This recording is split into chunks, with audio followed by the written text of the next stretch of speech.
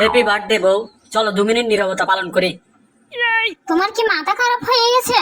জন্মদিনে কি কেউ নীরবতা পালন করে? সুখ দিবসে নীরবতা পালন করে। জানি তো, কিন্তু তোমার জন্মই হয়েছে অশান্তির জন্য, এটা কি শোক দিবসের চেয়ে কম?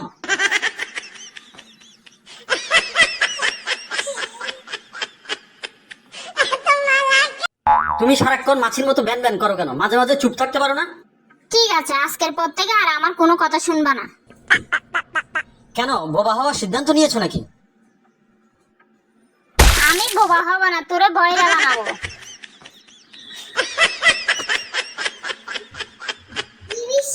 শুনো, তুমি আগের চেয়ে অনেক বদলে গেছো। আগের মতো ঠিকঠাক ভাবে আমার দিকে তাকাও না। আমি তো আগেই বলেছি, বিবাহিত মেয়েদের দিকে আমি নজর দেই না। তোমার নানা এখনো তোমার নানিকে ডার্লিং কইয়া রাখে। দেখো ওদের মধ্যে কত ভালোবাসা। আরে কিসের ভালোবাসা? নানা নানিকে এত ভয় পায় যে নাম সহ ভুলে গেছে, তাই ডার্লিং বলেই ডাকে। আচ্ছা বলো তো, সরকারি হসপিটাল আর বেসরকারি হসপিটালের মধ্যে পার্থক্য কি? পার্থক্য তেমন কিছু না। সরকারি হসপিটালে চলে যায় জীবন, আর বেসরকারি হসপিটালে চলে যায় জায়গা জমি।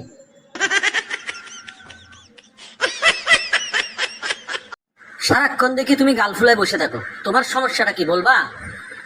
সমস্যা কি শুনতে চাও? সমস্যা হচ্ছে শাশুড়ির শাসন আর স্বামীর বাসন।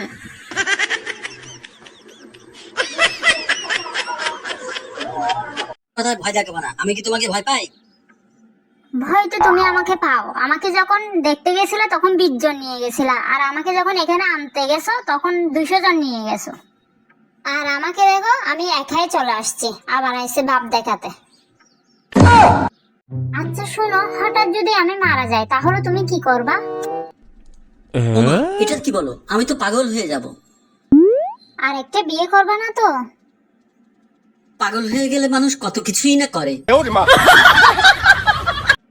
উফ, বেশ কয়েকদিন ধরে অনেক মাথা ব্যথা।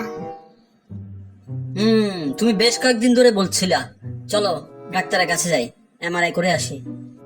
এমআরআই করতে কত লাগবে? এই 8-10 হাজার টাকা লাগতে পারে।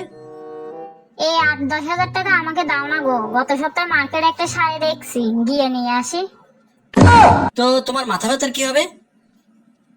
আরে মাথা ব্যথা করতেছে তো ওই শাড়ির জন্য, শাড়িটা কিনতে পারি না, সেই জন্য শাড়িটা কিনে দিলে ঠিক হয়ে যাবে। কোথায় গিয়েছিলে? বন্ধুদের সাথে ছিলাম তো। বন্ধুদের সাথে থাকলে আসতে এত দেরি হলো কেন?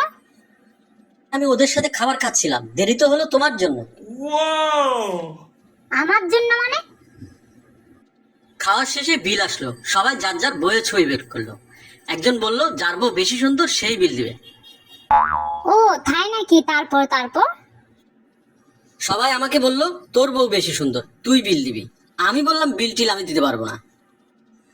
কি? আমি সুন্দর না? তার মানে তুমি প্রমাণ করতে চেয়েছিলে যে আমি সুন্দর না, আরেকজনের বউ সুন্দর?